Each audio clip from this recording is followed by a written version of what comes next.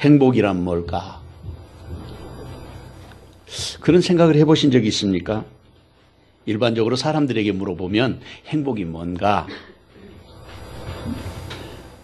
행복에 대해서 세 가지로 이야기하는데, 첫째로는 좋아하는 사람들끼리 함께 있는 것, 그것이 행복 아니겠는가, 그렇게 말했습니다. 사람들이. 두 번째로는 뭐니 해도 먹는 것이 가장 행복한 것이 아닌가. 먹는 자리를 마련해서 먹는 즐거움, 그걸 누리는 것이 행복이라고 말합니다. 세 번째 행복은 자신이 이루고자 하는 어떤 일을 성취했을 때 그것이 행복이라고 말합니다. 그렇다면 그리스도인들에게 있어서 행복은 어떤 것이 진정한 우리의 행복이겠습니까? 제가 우연히 알프레드 디 수자라고 하는 사람의 그 행복의 여정이라는 시를 읽어보면서 이야, 정말 인생을 잘 설명해주고 있다. 행복이 뭔가 잘 설명해주고 있다 하는 생각이 들어서 인생이 무엇인지를 설명하는 그 시를 소개해드리려고 합니다. 영어 제목으로는 Happiness is a journey, not a distinction이라는 destination이에요. not a destination. 행복은 목적에 있는 것이 아니라 여행, 여정에 있다. 우리 살아가는 삶이 행복이라는 거예요.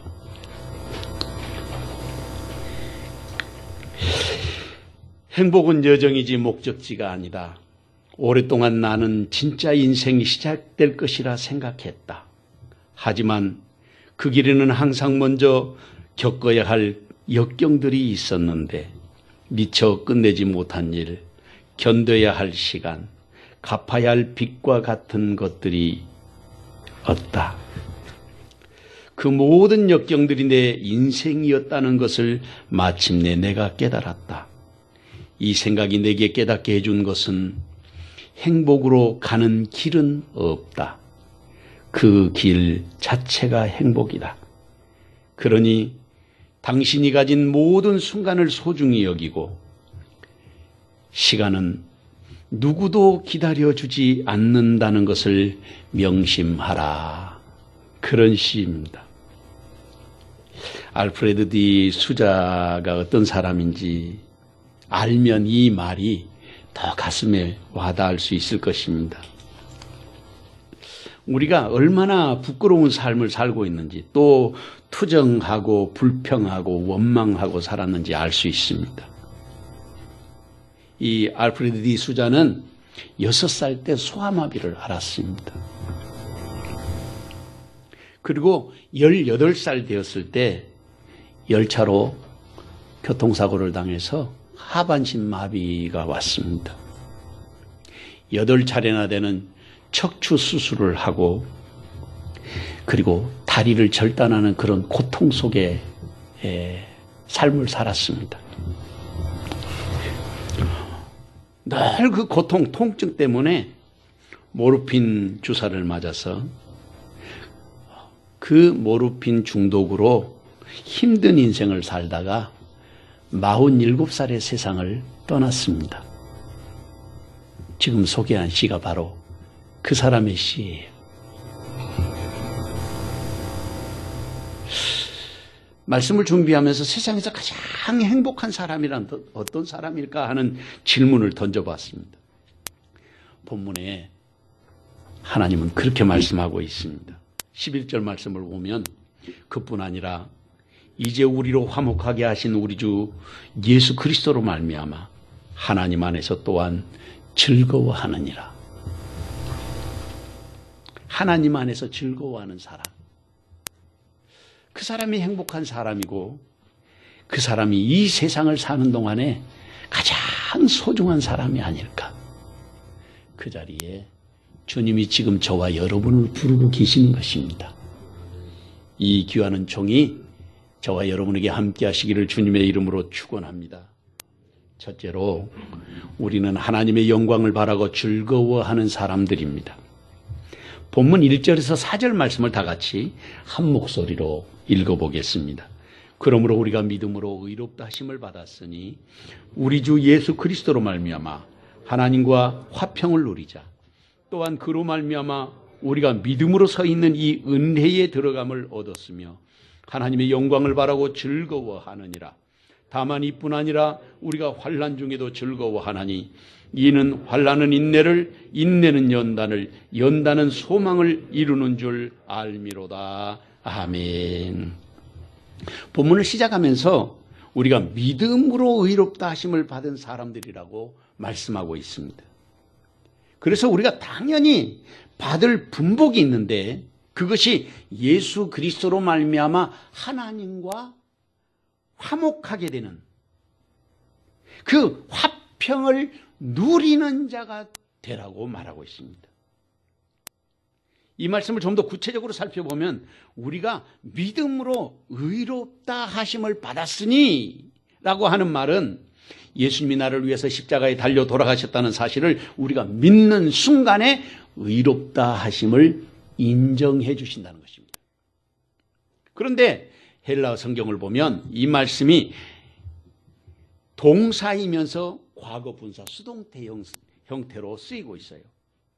이것을 파싱이라 그러는데, 그러니까 이 의롭다 하시는 그 믿음의 결과물이 어떤 식으로 이어지고 있느냐, 계속해서 하나님으로부터 인정되어지고 있다, 그런 뜻이에요. 계속해서 진행된다는 뜻이에요, 이 말씀이.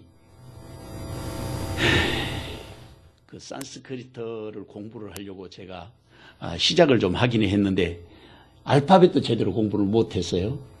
너무 그리는 것이 어려워가지고 알파벳이. 근데 산스크리트에도 이 우리말하고 굉장히 비슷한 말이 있는데 그게 어디에 있느냐면 전라도 사투리에 있어요. 사투리라는 말이 산스크리트어로 사투리아라 그러는데 그게 표준말이라는 뜻입니다. 사투리, 우리말로 사투리라는 말이 사투리아라 그러는데 산스크리트어로는 그게 표준말이에요. 표준말, 표준어라는 뜻이에요. 근데 거기에 우리말도 ing 형태의 말이 있는데 그게 어디 있냐면 전라도 사투리에 있어요. 그랬지. 그렇게 한 것이 지금도 계속해서 진행되는 것을 확인하는 것입니다. 그게 ing 할 때 쓰는 말인데 그게 영어의 ing 형태로 있고 그 말은 또 산스크리트어에도 똑같이 그런 의미를 가지고 있어요.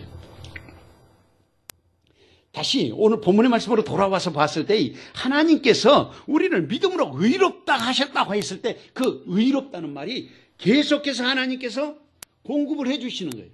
의롭다 하는 것을 지속적으로 인정해 주고 계신다는 뜻이 바로 오늘 본문의 말씀에 담겨 있는 의미입니다.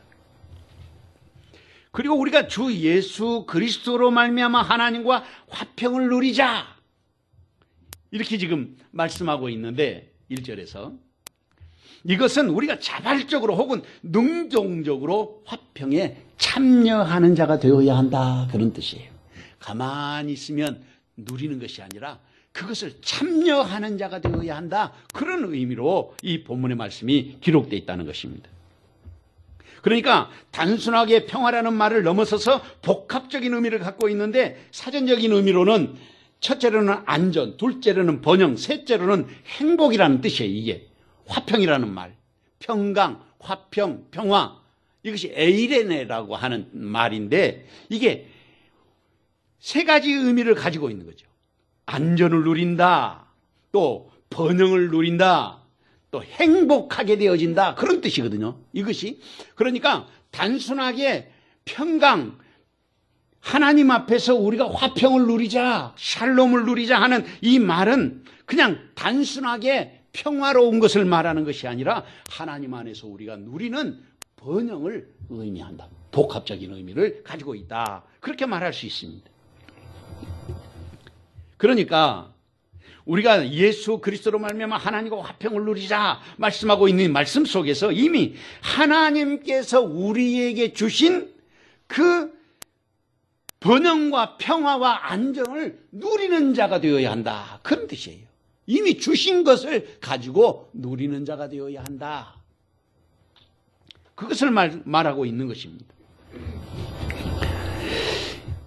여기에서 그 은혜로 들어감을 얻는다는 말씀의 다음 과정에 이어지는 것이 있죠. 믿음의 여정의 첫 번째 과정이 은혜로 들어가고 그 은혜로 들어가서 하나님의 영광을 바라보며 즐거워하게 된다는 것입니다. 하나님의 영광을 바라보고 즐거워하게 된다 하는 것을 말하고 있습니다. 그러니까 우리의 믿음의 여정 가운데서 나의 삶이 어디쯤 가고 있는가를 가만히 살펴보면 내가 하나님의 은혜 가운데서 이 안정과 번영과 행복을 누리면서 살고 있는가, 아니면 그 주신 은혜도 미처 누리지 못하고 살고 있는가, 그것을 우리가 살펴볼 필요가 있다 그 말이죠. 허일찬 목사님이라고 신당동에 가면 한일교회라고 하는 교회가 있는데, 언젠가도 제가 말씀을 드린 것 같아요. 미국에 유학을 가가지고 공부를 하는데 이분이 너무 어려운 시절에 공부를 하셨기 때문에 지금 이제 은퇴하시고 연세가 많으시죠. 80살도 넘으셨을 테니까. 근데 돈을 아끼느라고 밥을 안 먹고 점심이면 물만 마신 거예요. 제가 장신대 다닐 때 학생들도 가는데 너무 어려우니까 뒷산에 올라가면 그 센터가 있거든요. 거기 가서 물만 마시고 내려오는 사람들도 많이 있었어요. 예전에 지금 전주 한일장신대 교수로 있는 이승학 교수 우리 교회에 오셔가지고 그런 말 한 적 있잖아요. 너무 어려운 것 같으니까, 천한 사람인데 제가 저도 남아서 준 것은 아니지만 식권을 이렇게 그 책 속에다 기어난, 저는 잊어버렸거든요. 우리 교회 와가지고 그 이야기를 하는 거예요. 어렸을 때, 그 학교 다닐 때 식권을 넣어줬다고. 근데 이 허일찬 목사님이 너무너무 많이 굶다 보니까 이게 영양실조가 와서 쓰러져 버린 거예요. 학교에서 난리가 났어요. 병원에 실려갔는데 총장님이 쫓아온 거예요. 그러면서 총장님이 그러드립니다. 허군, 자네 입학할 때 내가 준 그 봉투는 어떻게 했나? 제 책꽂이에 있습니다. 기숙사에 보내가지고 그 갖고 오라고 한 거예요. 그리고는 그 속에 있는 서류를 전부 열어보니까 거기에 장학금 증서만 있는 게 아니고 기숙사비, 식사비까지 다 완전히 풀스칼라십으로 이미 받아놓은 거예요. 근데 그것을 모르고 너무 가난한 자기 삶을 생각하다 보니까 열어보지도 않고 영양실조에 걸려서 그 고생을 하셨다는 거예요. 이게 그 목사님이 직접 하신 이야기를 제가 들은 이야기입니다. 오늘 우리의 신앙생활 가운데서 우리가 믿음으로 의롭다 하심을 입고 의롭다 하심을 입은 다음에 은혜 가운데 초대받고 그 은혜 가운데서 영광을 바라보며 살도록 초대하심을 받은 사람이 누구냐면 그 사람이 바로 저와 여러분이라는 것입니다. 그게 성경이 우리에게 가르쳐 주시는 믿음의 자리예요. 하나님과 화평을 누리자. 그 화평을 누리는 자리가 무엇이냐면 하나님의 영광을 바라고 즐거워하는 자리라 그 말이에요. 나의 신앙이 어디쯤 가고 있는가? 다시 3절 이하의 말씀을 보면 다만 이뿐 아니라 우리가 환난 중에도 즐거워하나니 이 환난은 인내를, 인내는 연단을, 연단은 소망을 이루는 줄 알미로다라고 말하고 있습니다. 이것이 진행되는 동안에 모든 상황을 꿰뚫고 있는 것이 하나 있습니다. 그것이 바로 하나님의 영광을 바라며 즐거워하는 것이라는 것입니다. 그러니까 본문의 말씀 속에서 환난은 인내를, 인내는 연단을, 연단을 소망을 이루는 줄 알미로다라고 말하는 그 전체의 인생을 노래하는 그 속에 우리가 고난 속에 있음에도 불구하고 하나님의 영광을 바라고 즐거워하는 삶을 살아야 할 사람이 그리스도인이라는 거예요.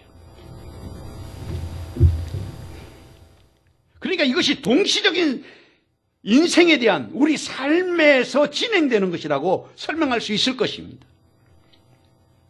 이 말씀을 잘 설명하는 것이 바로 본문의 말씀이에요. 여기에 꼭 맞는 찬송이 하나 있어서 우리 같이 좀 불러보려고 합니다. 이 시간에 왜 나만 겪는 고난이냐고 우리 한번 찬송하도록 하겠습니다.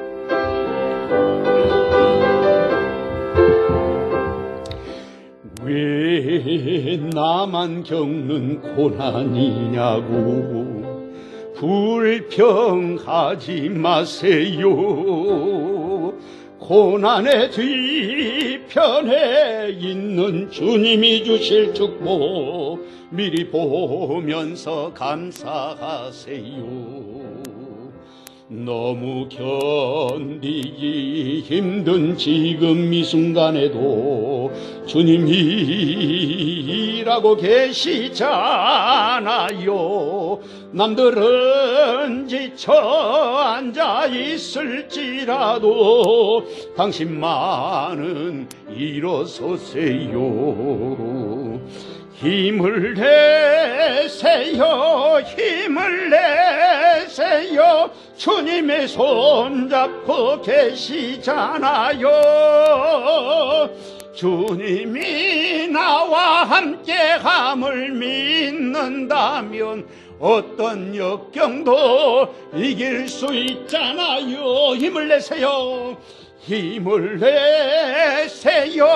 힘을 내세요. 주님이 손잡고 계시잖아요. 주님이 나와 함께함을 믿는다면 어떤 역경도 이길 수 있잖아요. 시편 16편 9절에서 11절 말씀을 보면 이러므로 나의 마음이 기쁘고 나의 영도 즐거워하며 내 육체도 안전히 살리니 이는 주께서 내 영혼을 수월에 버리지 아니하시며 주의 거룩한 자를 멸망시키지 않으실 것임이니이다. 주께서 생명의 길을 내게 보이시리니 주의 앞에는 충만한 기쁨이 있고 주의 오른쪽에는 영원한 즐거움이 있나이다. 사랑하는 성도 여러분, 우리가 믿음으로 의롭다함을 얻는 것이 하나님의 은총입니다. 그것은 하나님의 영광으로의 초대입니다. 누가 하나님의 영광을 바라며 살아야 할 사람입니까? 누가 하나님과 화목하며 그 화평을 누리는 축복의 자리에 있어야 하겠습니까? 그 자리에 주님은 지금 저와 여러분이 서 있기를 원하시는 것입니다. 이 귀한 정의 시간 저와 여러분에게 함께 하시기를 주님의 이름으로 축원합니다. 둘째로 우리에 대한 사랑의 확증이 그리스도의 죽으심입니다. 본문 5절에서 8절 말씀을 다 같이 한 목소리로 읽어보겠습니다. 소망이 우리를 부끄럽게 하지 아니함은 우리에게 주신 성령으로 말미암아 하나님의 사랑이 우리 마음에 부음받음이니 우리가 아직 연약할 때에 기약대로 그리스도께서 경건하지 않은 자를 위하여 죽으셨도다. 의인을 위하여 죽는 자가 쉽지 않고 선인을 위하여 용감히 죽는 자가 혹 있거니와 우리가 아직 죄인 되었을 때에 그리스도께서 우리를 위하여 죽으심으로 하나님께서 우리에 대한 자기의 사랑을 확증하셨느니라. 아멘. 소망이 부끄럽게 하지 아니함은 하나님의 사랑이 우리 마음에 부음받았기 때문이라고 말씀하고 있습니다. 물론 우리에게 주신 성령으로 말미암아 하나님의 사랑이 우리에게 부음받은 것이, 이것이 하나님의 약속 가운데 이루어진 것입니다. 그러니까 성령을 통해서 하나님의 사랑이 우리에게 부음받았다는 것은 매우 중요한 하나님의 신비에 속한 영역입니다. 하나님의 거룩하신 영이 죄인인 우리의 마음속에 부음받았다는 것입니다. 이게 하나님의 신비예요. 마음이라는 것을 카르디아라 그러는데, 이 카르디아라는 것은 마음, 그러면 사람의 그 존재, 가장 깊은 중심을 의미하는 것입니다. 생명의 자리, 그것이 카르디아입니다. 영적인 중심부, 생명의 터전, 그것이 바로 카르디아예요. 그곳에 하나님의 거룩하신 영, 하기오스 푸니마토스, 하나님의 거룩하심이 우리 안에 부어졌다는 것입니다. 이것이 신비예요. 이 역사를 통해서 우리가 하나님의 자녀되었다고 하는 증거를 가지게 되는 것입니다. 본문 6절의 말씀에서 그렇게 설명하고 있습니다. 우리가 아직 연약할 때에 기약대로 그리스도께서 경건하지 않은 자를 위하여 죽으셨도다. 여기에 두 가지 단어, 아주 중요한 단어가 있는데, 하나는 우리가 아직 연약할 때라는 말하고, 그 다음에 다른 하나는 우리가 경건하지 않은 자라는 말씀입니다. 연약한 존재라는 말을 아스테논이라 그러는데, 이 연약한 자라는 말은 무슨 뜻이냐면 무력하고 아주 힘없는 존재, 그런 뜻이에요. 우리가 무력한 존재이고 아무것도 할 수 없는 그런 힘없는 존재라는 것입니다. 두 번째로는 경건하지 않은 자라는 말이에요. 이것을 아세본이라 그러는데, 하나님을 향한 경외심도 없고 하나님을 도리어 비난하고 불경스러운 존재라는 것입니다. 그게 누구냐면 바로 나다. 그것이 저와 여러분이라고 성경은 분명히 말씀하고 있습니다. 그런데도 불구하고 경건하지도 않는 우리를 의롭다 하시고 힘도 없고 무력하고 무익한 존재인 우리를 하나님의 사람으로 인정하시는, 이것이 바로 하나님의 은총이고 그것이 하나님의 축복이라는 말씀입니다. 그 하나님의 사랑을 본문 8절은 그렇게 설명하고 있습니다. 우리가 아직 죄인 되었을 때 그리스도께서 우리를 위하여 죽으심으로 하나님께서 우리에게 대한 자기의 사랑을 확증하셨느니라. 하나님이 우리에게 대한 자신의 사랑을 확증하셨다는 것입니다. 그것이 바로 예수님의 십자가였던 것입니다. 우리를 믿음의 자리로 부르시고 하나님의 영광에 참여하게 하시고 자신의 사랑을 확증하시는, 하나님만 하실 수 있는 사건, 하나님의 사건이 바로 예수님의 십자가였던 것입니다. 이 엄청난 은총의 자리에 주님이 저와 여러분을 부르고 계시는 것입니다. 2차 세계대전 당시에 죽음의 수용소에서 수백만 명의 유태인을 학살을 하는데 가장 앞장섰던 아돌프 아이만이라는 사람이 나치 전범으로 잡혔습니다. 오랜 세월 동안 이스라엘 정보기관이 추적을 해서 찾았는데 그동안에 피해 도망다니다가 이분이 잡혔어요. 1961년에 아돌프 아이만이 잡혔는데 사람들은 그 사람이 악마같이 생기고 눈에는 증오와 살기로 가득 찬 사람이 법정에 설 것으로 생각했습니다. 그런데 법정에 나온 아돌프 아이만을 보니까 너무 초라한 모습, 보통 사람 평범한 얼굴, 그 모습이었습니다. 악마 같은 얼굴로 나타날 줄 알았는데 평범한 50대 남자에 불과했습니다.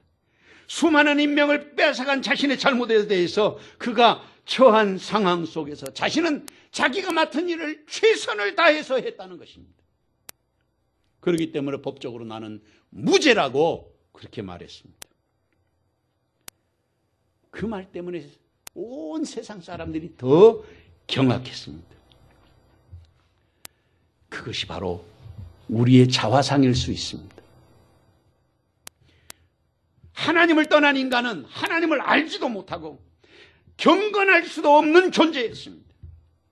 절대로 우리는 우리 스스로는 구원할 수도 없고 구원받을 수도 없는 존재였던 것입니다. 죄인된 우리의 자신을 인정하고 주님 앞에 고백하고 용서받아서 진정한 은혜의 자리에 설 수밖에 없는 그 자리에 우리가 서야 하지 않겠습니까? 요한일서 4장 9절에서 10절 말씀에 보면 하나님의 사랑이 우리에게 이렇게 나타난 바 되었으니 하나님이 자기의 독생자를 세상에 보내심은 그로 말미암아 우리를 살리려 하심이라. 사랑은 여기 있으니 우리가 하나님을 사랑한 것이 아니요 하나님이 우리를 사랑하사 우리 죄를 속하기 위하여 화목 제물로 그 아들을 보내셨음이니라. 사랑하는 성도 여러분, 하나님의 사랑의 증거를 가진 사람이 하나님의 사람입니다. 우리 안에 하나님이 함께 하시는 증거가 있다면 그것이 어떤 것입니까? 누가 성령으로 말미암아 하나님의 사랑에 부으심을 받은 사람입니까? 누가 하나님의 사랑에 확증을 가진 사람으로 살아야 하겠습니까? 그 자리에 주님은 지금 저와 여러분이 서 있기를 원하시는 것입니다. 이 귀한 정의 시간 저와 여러분에게 함께 하시기를 주님의 이름으로 축원합니다. 셋째로, 우리는 하나님 안에서 즐거워하는 사람들입니다. 본문 9절에서 11절 말씀을 다 같이 한 목소리로 읽어보겠습니다. 그러면 이제 우리가 그의 피로 말미암아 의롭다 하심을 받았으니 더욱 그로 말미암아 진노하심에서 구원을 받을 것이니 곧 우리가 원수 되었을 때에 그의 아들의 죽으심으로 말미암아 하나님과 화목하게 되었은즉 화목하게 된 자로서는 더욱 그의 살아나심으로 말미암아 구원을 받을 것이니라. 그뿐 아니라 이제 우리로 화목하게 하신 우리 주 예수 그리스도로 말미암아 하나님 안에서 또한 즐거워하느니라. 아멘. 우리가 의롭다 하심을 받은 것은 예수 그리스도의 피로 말미암아 됐다고 말하고 있습니다. 그리고 우리가 예수님으로 말미암아 진노하심에서 구원을 받을 것이라는 것입니다. 여기에서 우리가 본문의 말씀을 좀 더 구체적으로 자세하게 살펴보면 아주 세미한 하나님의 그 구분되어 있는 영적인 원리를 발견할 수 있습니다.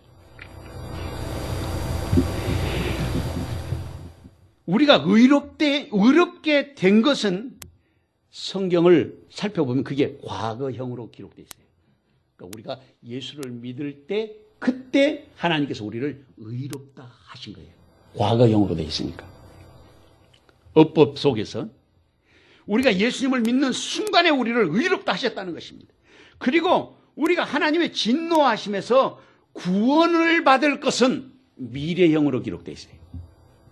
구원을 받을 것. 지금 이미 구원받아버린 게 아니고 우리가 영적인 의미로는 구원받을 존재들로 이미 약속되어 있고 영으로는 이미 주님 안에서 성령께서 우리로 살아있는 존재로 구원하셨지만 완전한 구원은 아직도 이루어지지 않았다고 하는 것을 여기서 가르쳐주고 있어요.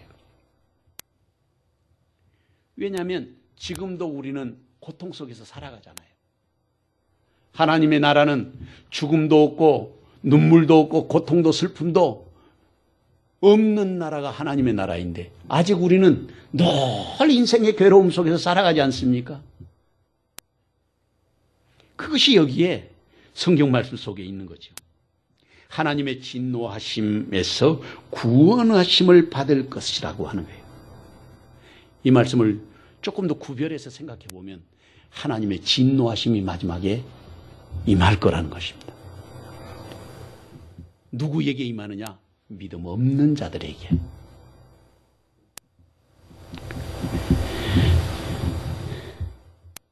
장차 임할 진노의 날에 하나님이 우리를 구원하실 거라는 것입니다.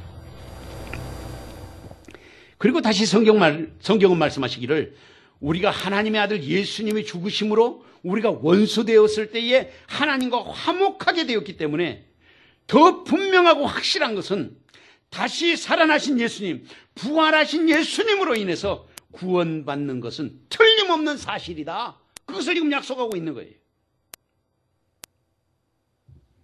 여기에서 다시 화목에 대한 말씀을 강조하고 있는데 화목이라는 것을 카탈라소라 그러는데 이 카탈라소라는 말은 양면성이 있는 본래 그 단어입니다. 그러니까 변경하다, 바꾸다 그런 의미가 있거든요. 그러니까 우리가 생각하는 화목, 그것은 좋은 쪽으로, 번영으로 하나님이 주신 은총과 축복으로의 바꾸어지는 것을 말하는 것이지만 반대로도 될 수 있는 거예요. 이 단어 자체가, 카탈라소라는 단어가.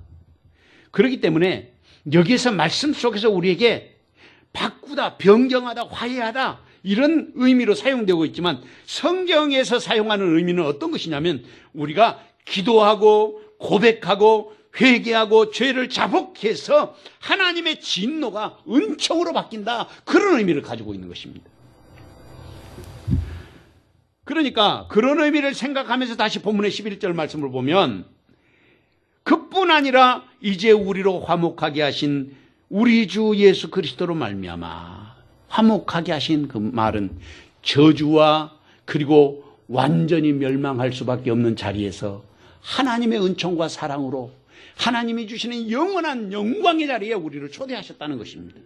그것을 생각해 보면 즐거울 수밖에 없다는 거죠. 그것을 바라보며 기뻐하고 그것을 바라보며 하나님의 은총 가운데 살아가야 할 것을 본문 11절에서 말하고 있는 것입니다. 그래서 다시 본문 11절을 읽어보면 그뿐 아니라 이제 우리로 화목하게 하신 우리 주 예수 그리스도로 말미암아 하나님 안에서 또한 즐거워하느니라.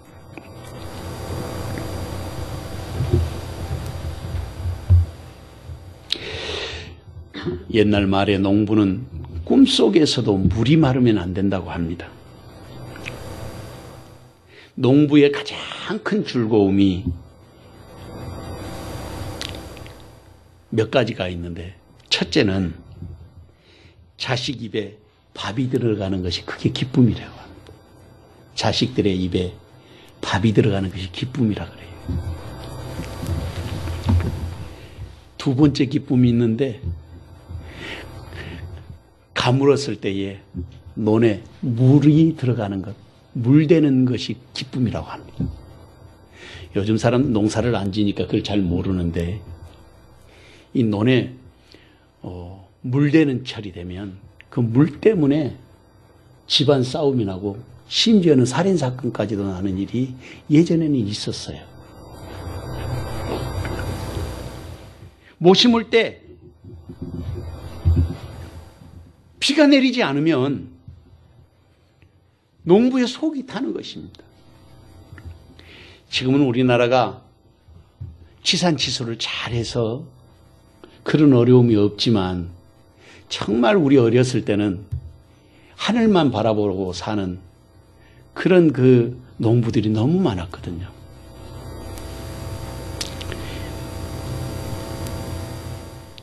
오랫동안 비가 내리지 않으면 논이 거북이 등껍질처럼 쩍쩍 갈라지는 거죠. 그래서 옛날 농부들은 자식이 죽는 건 봐도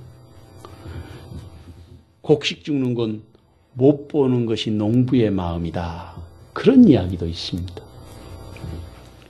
여러분, 더운 가리라는 것 아십니까?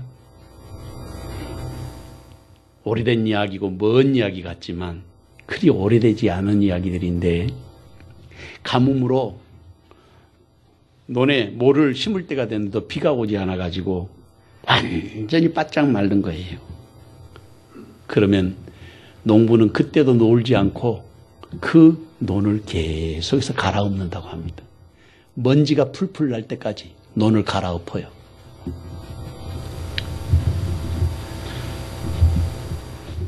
그렇게 계속해서 갈아엎으면 고운 가루가 되는데, 그러다가 천둥 소리가 나고 비가 내리면 온 식구들이 달려나가가지고 다 모를 심는 거예요. 이것을 천둥지기라 그런다고 합니다. 천둥지기. 그러니까 천둥이 치고 비가 내리면 나가가지고 모를 심는 것이죠. 그동안에 비도 오지 않고 말랐던 그 논을 잘 갈아놨기 때문에 먼지가 풀풀 나지만 비가 내리고 나면 모를 심을 수 있게 된다 이거예요. 떼약볕 아래 마른 논을 갈고 또 갈았던 더운 가리. 오늘 우리에게 혹 은혜가 내리지 않는 것 같고 마음이 답답하고 컬컬한 것 같고 인생이 열려지지 않는 것 같은 이 영적인 가뭄 속에서 내가 기도하고 말씀 보고 주님의 성전을 늘 찾아서 엎드리면 어느 날 천둥이 치고 비가 내려서 복된 장마비가 우리의 삶에 넘쳐나게 될 것을 가르쳐주는 교훈이라고 생각이 들었습니다. 영적인 더운가리. 날마다 새벽을 열고 하나님 앞에 나와 무릎을 꿇고 엎드리고 주님 주신 은혜와 사랑 가운데 열심히 섬기기를 다하는 참 믿음의 자리에 서는 것이 바로 영적인 더운가리가 아닐까. 사무엘상 2장 1절 말씀에 보면 한나가 기도하여 이르되 내 마음이 여호와로 말미암아 즐거워하며 내 뿔이 여호와로 말미암아 높아졌으며 내 입이 내 원수들을 향하여 크게 열렸으니 이는 내가 주의 구원으로 말미암아 기뻐함이니이다. 사랑하는 성도 여러분, 우리 주님 예수 그 존귀하신 주님이 아버지 하나님과 우리를 화목하게 하시기 위하여 십자가에 달려 돌아가셨습니다. 그리고 화목을 이루신 예수님이 다시 살아나셔서 우리의 구원을 확증하고 계십니다. 누가 하나님의 영광을 보고 즐거워하는 사람이 되어야 하겠습니까? 누가 하나님의 사랑의 확증을 가지고 사는 사람입니까?